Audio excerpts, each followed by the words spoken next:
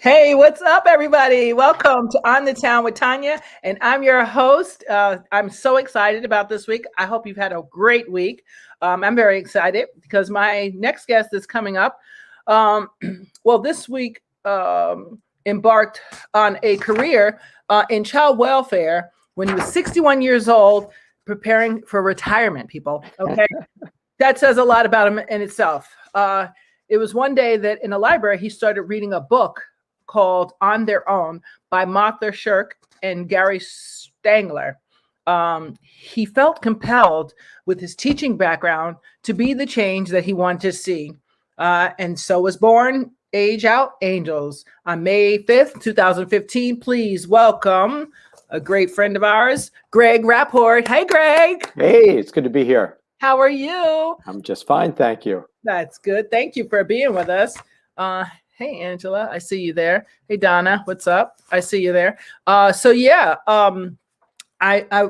loving what I read so far. Tell us, can you share with us the vision you had when you read that book in the library that day? Oh, I got to tell you, that was like a thunderbolt. I was going to retire. I was 61 years old. It was enough. I was going to go to Boca and fish. Mhm. That was the plan. And Mhm. people my age, like we go to libraries when we have nothing else to do because they're cool places. Right. And so there I am. I'm combing through the stacks and I see this book called On Their Own. And it's just about 11 or 12 chapters of what happens Mhm. to youth when they age out of foster care. Mm. And I don't know if I know that I didn't know that at the time. I had no idea, and I assume no one else did either. Mhm. It's like the best kept secret in the world, and it just pounded me like a calling. Well, I'm sitting. was your home a great home, or how did you experience like even anything? Because most people don't even know what aged out means. First of all, I know my home was actually a pretty normally dysfunctional middle class home. That's what it was. It happens that when I was 11 years old, we were driving from New Jersey to Florida, and we had a horrible car accident. oh, And that's how fast you can be homeless, yes, So yes. my parents now were really injured badly, and they were stuck in a hospital in Georgia. And my brother and I mean, this is sort of before there really was foster care, Right, right. My brother and I were sent back north to live with whatever relative would take us in at the Okay. time.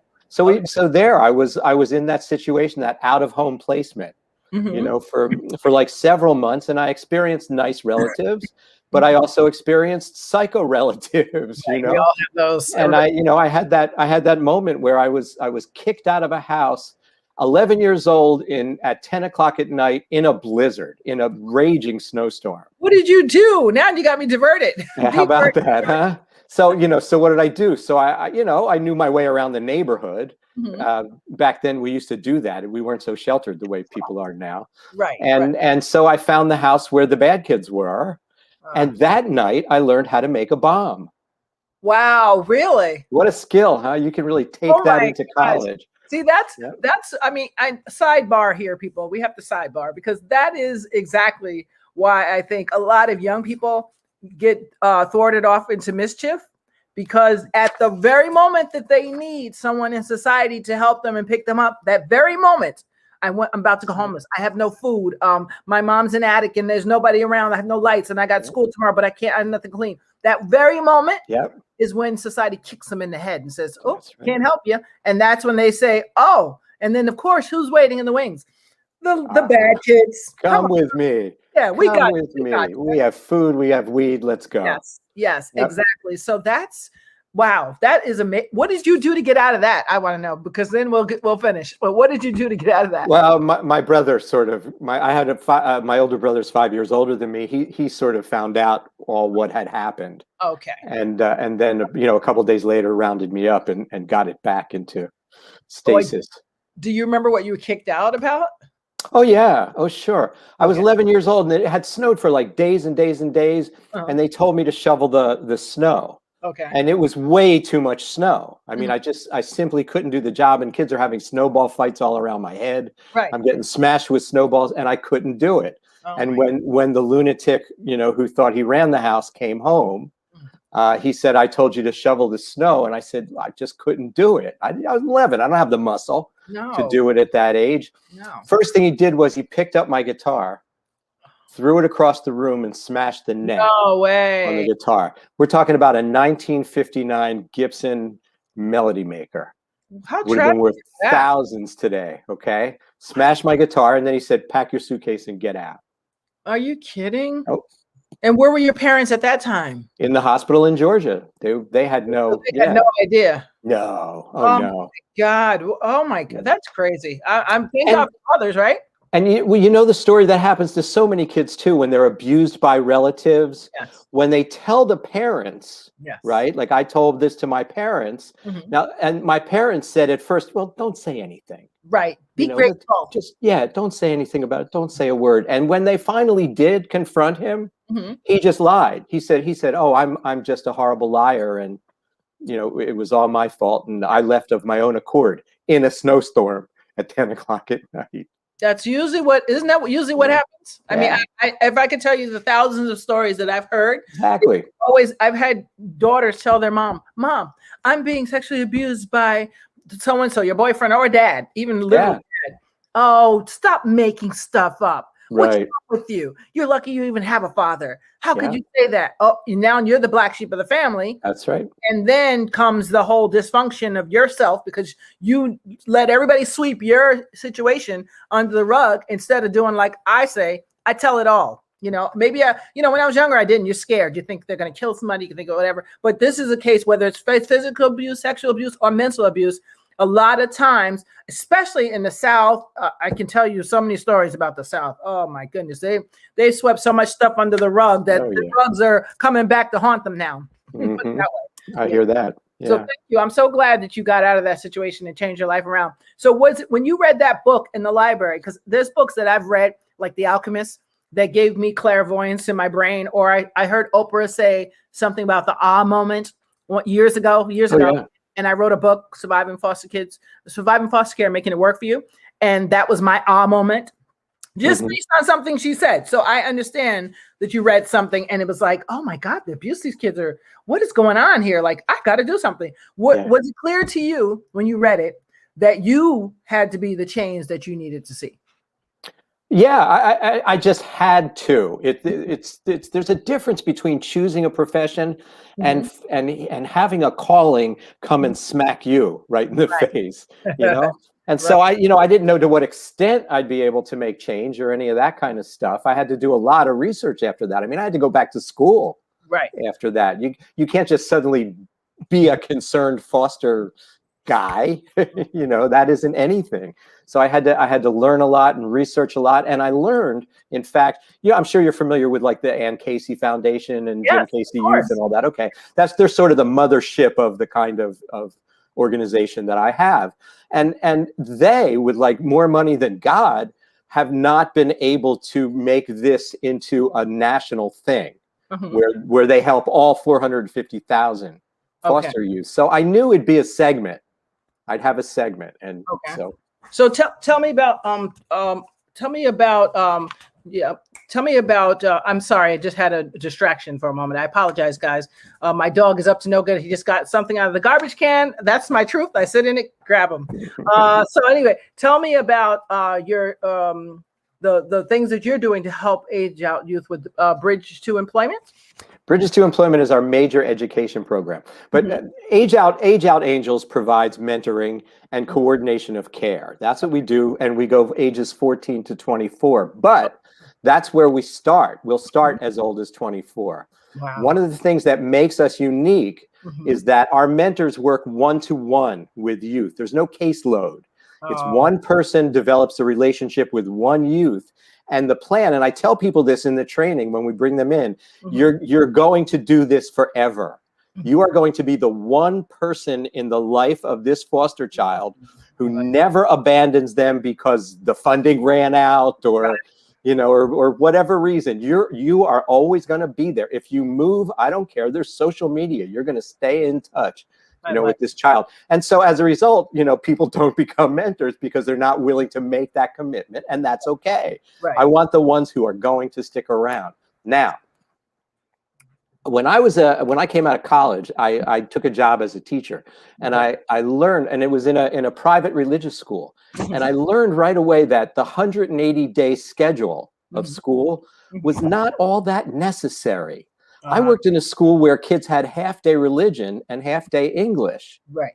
So there, cut that 180 in half Right. to 90. And we didn't even have to go the whole 180. We would go like 160 because of religious holidays and stuff Right. like that. Right. So now in 80 days, Mhm. our kids were scoring higher in standard tests than kids in public school. Wow. Right? Wow. So I did that for a few years. You couldn't make enough money as a teacher then. I don't think you can now, Right. So I went into the corporate world and dreamed that one day I would see a program Mhm. that would be effective in that way. Right. Then when I started Age Out Angels and one day going to civic meetings and community meetings and stuff, I Mhm. bump into the woman who is running the program at Mercer County Community College to Mhm. help people get their GED. Mhm. Okay. Mhm. And she explains to me that, no, well, actually, we can move a child ahead one full grade level in an 8-week session. Wow. And I said, this is for me. We have to do this. So This we combined forces and we formed this program called Bridges to Employment. Mhm. And you have to have been at least in foster care at some point in your life. You don't Okay. have to be current, but you have to have been in the system at some point. Okay. And so we take you into this program, and it's all virtual. Mhm. And what we do is like let's say a math program is 3 hours from 9 to 12 in the morning.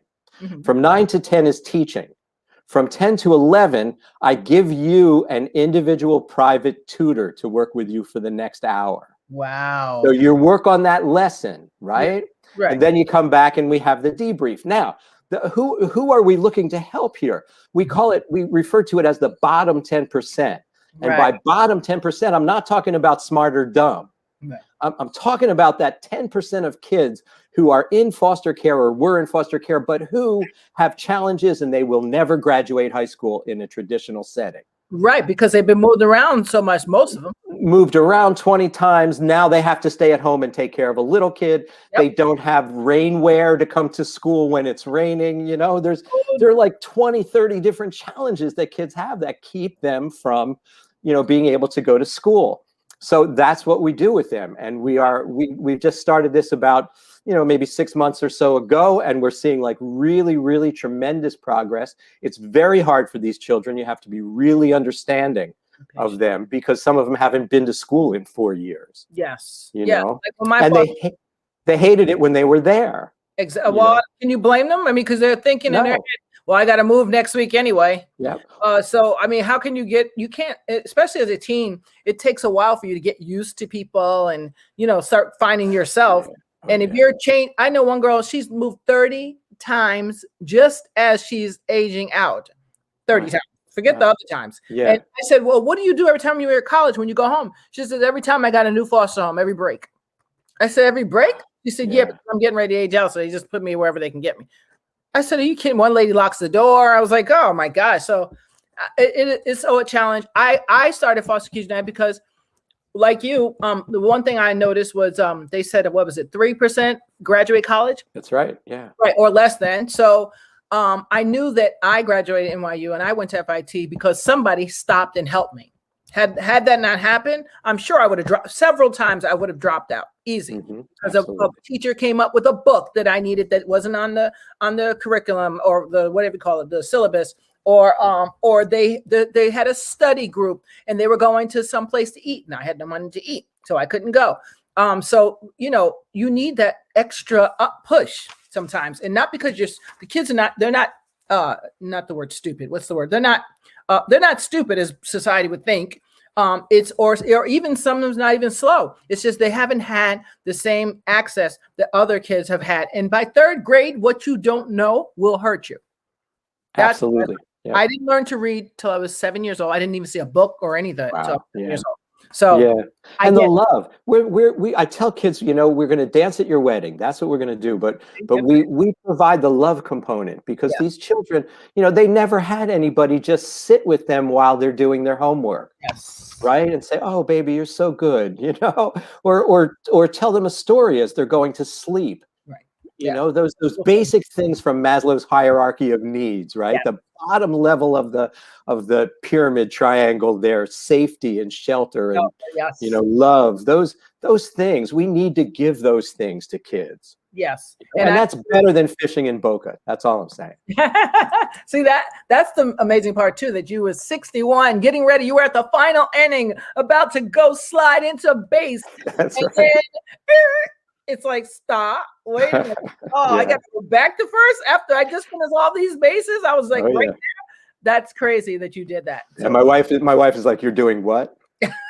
No, she was like, honey, what's wrong with you? Yeah, no, sometimes, it's our calling. I hate to say it, but if it wasn't for people, following that calling, there'd be a lot less people doing stuff. So I appreciate you because, I think there's so much more now than when I left. When I aged out, I got lucky, is all I can tell you. My last stint was with some nuns in a convent on 60th Street, Manhattan. So that was my last stint in foster care. I aged out and had to sign myself back in after being sexually abused by 2 foster brothers. Long story short, I was pretty much confused and feeling worthless. And the nuns kind of put me back together. So that whole living in the city I'm moving back to the city, changed my whole demeanor. And then I lucked out and started modeling. That's really kind of what threw me out of the stuck in the poor me, let me play the violins mode, because I was so busy traveling around that I didn't have time to say, I was abused. Just go to therapy and keep it moving. Go to therapy and keep it moving. I didn't have time. And somebody I always had an angel, as I call them. That's why I like that you age out angel, because I always had an angel watching over me. Even at my worst moment, there was always one person. One time let me tell you how important it is for what you're doing. One time this is when I was at NYU, and I had my daughter already. So that's pretty already a challenge.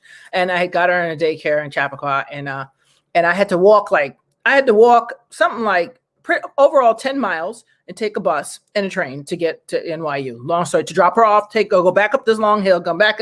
I mean, it was all this stuff. And one time my transportation money didn't come. And it was supposed to be there, and classes were starting, and I was like, oh my God, what am I gonna do? Yeah. So I'm crying one day in this cab of my last bit of money to get to the train, because I was late, because I had to get her to the place before the thing. I mean, it's all time stuff. Oh, sure. Yeah. And sure enough, I'm crying, and it didn't dawn on me until I looked up. My mother had one of the first cab businesses around besides Frank's Taxi, so I know all the guys. But I looked up and I was like, this guy looked like a Santa Claus. I was like, I don't know, I've never seen him before.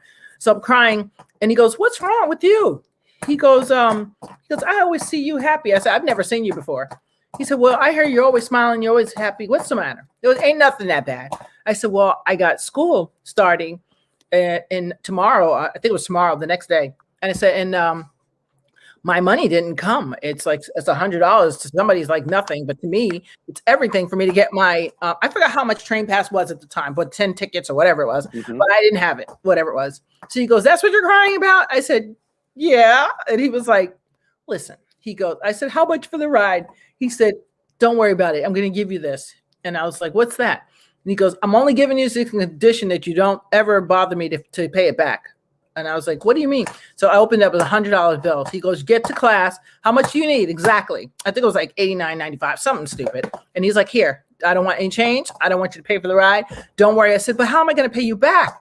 And he said, you're not going to be able to pay me back. Don't worry about it. He goes, my wife and I live very well. I only come here during the summer to drive around for free by doing the cab. That's it. That's what he told me. Yeah. I asked everybody about him, and they said he's sort of like a little angel. He does come back only once a year, and he helps people in the weird predicaments, and he leaves. So I never found the guy again.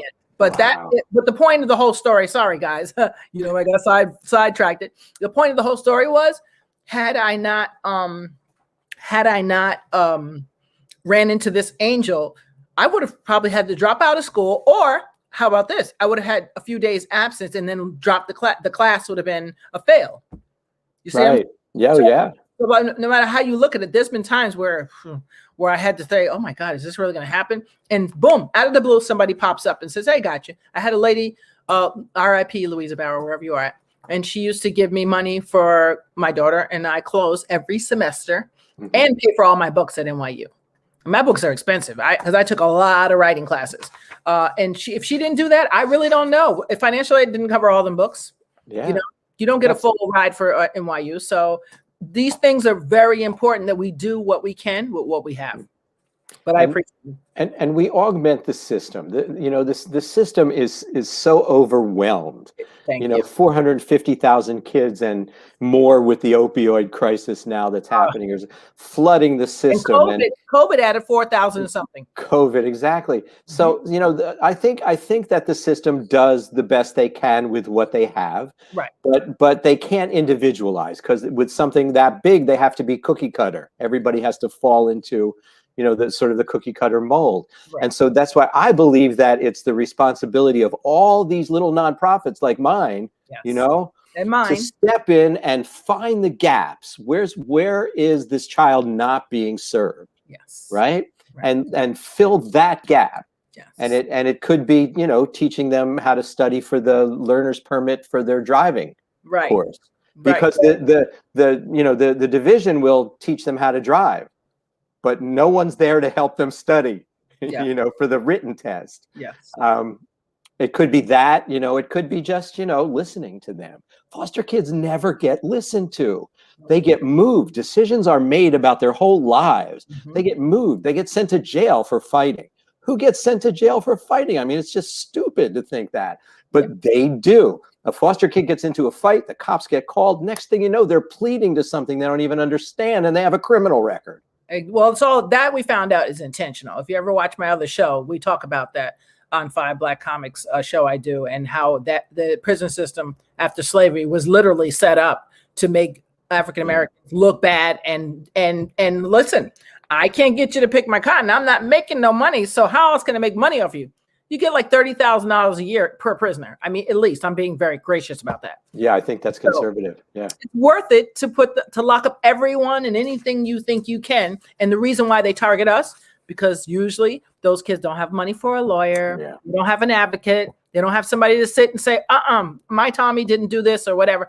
That's why we end up going to jail. Not even because we committed the crime, because we don't have the money for the lawyer. Absolutely. And that's everything. So you're absolutely correct. Yeah. Being an advocate is very important. Tell me about your show on Hamilton Radio, Channel 2. Well, I need to spread the word faster. I figured I didn't know anything about this, right? So nobody else does. Right. But so I need to spread the word faster, and I'm not getting younger either. So yes, you are. You look good. Thanks, that's sweet. But Hamilton Radio was nice enough to just give me an hour a week. Oh, and we're we get up sometimes to about 40,000 listeners. Yes.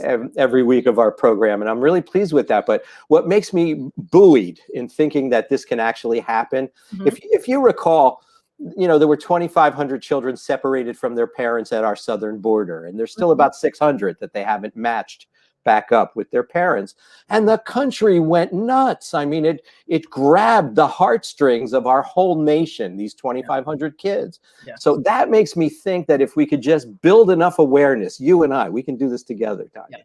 If we can build enough awareness, then people will understand that this is a situation that's way bigger than 2,500 people.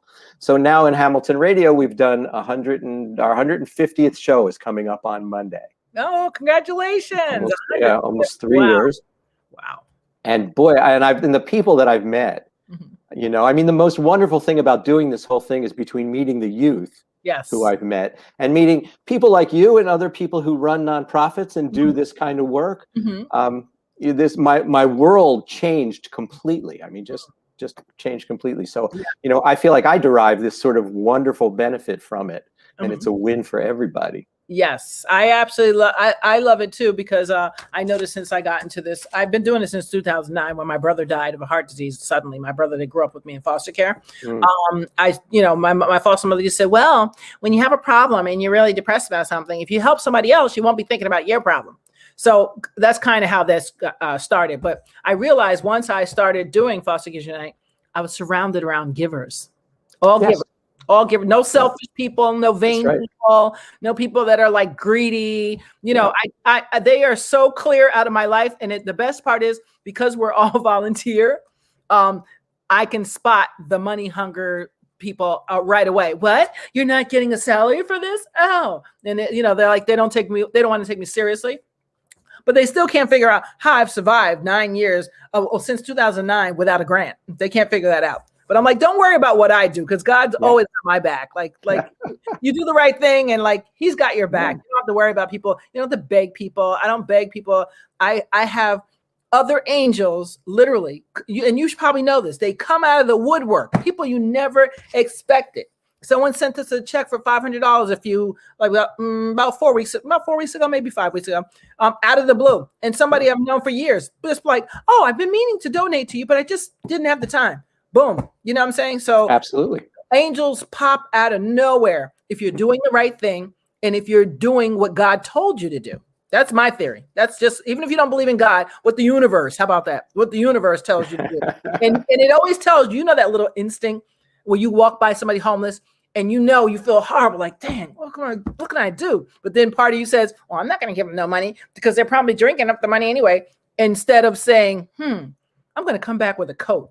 With a sandwich, yeah. Or I'm going to go buy a meal. You know what I'm saying? Absolutely. And maybe that meal would have been the catalyst to say to find out that person was just down on their luck and needed some little inspiration. You know what I'm saying? Absolutely. So you have to follow your gut. You have to follow your instinct, and you have to always do what's right. We are our brother's keepers. Indeed. What was the most informative guest that you ever had that taught you a lesson that you did not expect on your show? That's a loaded question. I've had some guests who were, truly amazing and do amazing things. Mm-hmm. I think the guest that I had who was just scary good, was a lady named Marsha Robinson Lowry. Okay. She's the, I guess, founder of and she's a lawyer. She's the founder of A Better Childhood, ABC. Oh, okay. And she is someone who moves mountains. Okay. So when I believe it was 2006, there was a scandal in New Jersey with a child and a death, things like that. Yes. She came into New Jersey and sued the state. Good for her. And changed the foster care system in New Jersey. So she taught, she taught me and a couple other people that, there's two ways that you really make change. Right. One way is through lawsuits, yes, because people take you seriously when you're suing them. That's and right. The other way is through the legislature, when you can make laws, right? When you can do that. So that's where really effective change, can happen. And that was something that she taught me, and I'm grateful for that. Well, that's amazing. I know, I can't believe a half an hour is almost gone already, but just one quick thing. You used to write for the Village Voice and which was one of my favorite. Well, but clarify. I was not a writer for those two magazines. Okay. So I was on the revenue production side, and my claim to fame was in New York Magazine in 1983 or 4 or 5. Okay. I actually started the personal ad section. Oh, really? And I made them millions of dollars. Wow. Well, I hope you got something out of it. Jeez. No, not from them, but I did get a career in publishing as a result. Did that help you with the work you do with the foster kids in any sense? Well, I think all of the management that I did when I was in corporate helped me. I ran companies, and that, you have to know how to do that in order to put an organization together properly. So and also I had a writing company with my wife for about 20 years. We wrote for the pharmaceutical industry and the healthcare industry, nonfiction writing. Wow. So all that stuff sort of comes into play. My teaching background, this whole life I lived, yes, in all these different little segments, they all sort of come to bear. Yes. When it comes to this. Yes, absolutely. Well, I have one last question for you before we look at the reviewers and see what they say, and then in the show, because I can't believe a half an hour goes so quickly. What would you like to see changed for aging out foster youth? Oh, well, I would like to see the age of adolescence increase to like 29. There is nothing magical about the age 18, and it's lovely that they've increased it to 21 and even 22 in a few states. But seriously, what I see is that it takes a very long time for people to get over the trauma. Yes. Now, I mean, yeah, I'm sure you've studied resilience, and when I hear your story, I hear a story of resilience. Hmm. You are resilient, but that's a gene. There's a resilience gene that they've isolated in your DNA. Right. Some people have it, some people don't. Yes. Absolutely. So it takes a long time to get over all of the trauma. I mean, Yes. all of the trauma, the complex childhood trauma of what happened to you when you were, Just with your biological family, then the additional trauma of being yanked out of your house, that's secondary, abandonment, and neglect. never healing, Yes. never having a chance to And heal. you become a worry wart, which is another aspect that many people don't really see. I was able to address mine, and I still have problems from it. I'm still the worry wart. Like, what? Oh, don't take the vaccine, or do this, or don't do that, because it's just a part of like waiting for the shoe to drop when you're in care. And unless you get placed, I was lucky to stay at one place for a long time, but I've been to many places, and I know the feeling of like, okay, time to go. Just as you get comfortable. And that alone makes you a worry wart. And that's something you carry to all your relationships, your job, you know what I'm saying? Which could be a plus if you use it in the sense like, I got to make sure I don't get it right because my boss is going to come back and check it. So the OCD in that sense could be good. You can use it to, we have to learn to use those skills in a positive way. But some of us don't know even where to start with that. Absolutely. So I would like to see that age be increased, and then programming put in to try to keep kids from being separated. Not every child needs to be separated from their home. If some supports are in place, in their home to support the biological parents. So I'd like to see there be less, of children being yanked and more support in the home, and if we could increase that age so that we could give more training to young people. They don't know how to manage money. No. So, if they hit the lottery, they'll be broke in a month because they have no idea how to manage money. Many have never had a key to the front door. Yes. Right.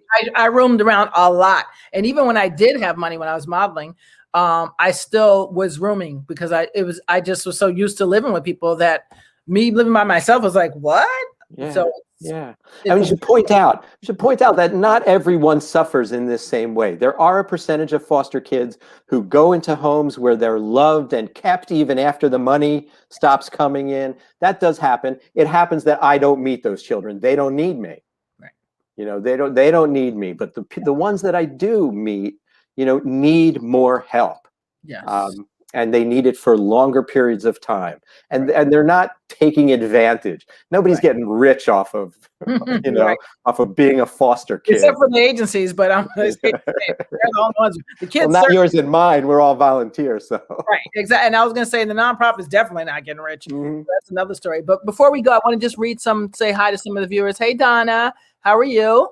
Who we got? Hey, and who's that? I think I see. Oh, wait. Who's that? No, I saw somebody here. There you are, Donna. And let's see. Oh, hey, hello. Angela, what's up, Angela? They wrote a great book. They have a great guide. Yes. Oh my God. You know Angela? I do indeed. She's been on my show. Hey, you're just a popular man, aren't you? Hey, Wandra, what's up? Wandra said 61, you look 52. That's right. He does, right? Age out minds was abusive. Yes, I know. Wow. Yeah. My parents were good, but I had two of my brothers, and that's not bad. Out of 10 that went through the house. I mean, I'm pretty lucky, I guess, that two was bad out of that many. And the experience that I learned was so I'm still blessed no matter what. Damn, that's cold. Oh, what happened when he was saying when you were kicked out in the cold? Hi, Grandma. Hey, Grandma, there you are. And who's this? Different tools the youth need. Hey, cuz, we all have different tools the youth need so much. Yes, cousin. Yes, that's my cousin on there. Hey, cuz, how are you? Yeah. And who's that? Donna. They have started doing that. They're putting services in place in home for help parents so kids don't get removed. Of course, that depends on. That's right, Donna. They're trying because now the new modality is let's switch the money shift, and people are not going to pay money anymore to see kids get moved to a home where they're being abused. That's the Family First Prevention Act is sort of based on that whole thing. Yeah. So that's a beautiful thing that they're trying to start something. I'm happy to hear that. But it's already past 8:30, and we thank you so much, Greg. You guys have been listening to GregRapport. Please check him out on Hamilton Radio, correct? Channel 2. Is that correct? That's correct. Every Monday at 6. Somewhere. Let me see if I can find the banner. Did I do that right? Let's see. Hamilton Radio 2. Oh, age. Well, you can find them at Angels. No, age out. Age. Age out. ageoutangels.org. You got it. Okay, I got that part right. Okay. And then Hamilton Radio Channel 2. HamiltonRadio.net Channel 2. Oh, I got that so wrong. HamiltonRadio.net Channel 2, guys. Or just friend me on Facebook. You can do that right. too. Greg, that's right. You can friend them on Facebook. So thank you so much for being a guest. Oh, thanks for having me. And thank you guys for all listening. I hope you guys are well and stay well. And don't forget to watch me again when I co-host 5 Black Comics on Saturday at 5 p.m. We're talking about hip hop and R&B and the history of it and how it is, the good, the bad, and the ugly. So check us out on Saturday, and I'll be back with my show on Sunday. If you wanted to know anything about Hare Krishna, there's a new film out done by a great filmmaker who will be my guest on Sunday. So check us out on Sunday on the town, and Saturday, 5 Black Comics. Thank you very much, Greg. You're the best. God bless you. All right. We'll talk to you soon. Okay.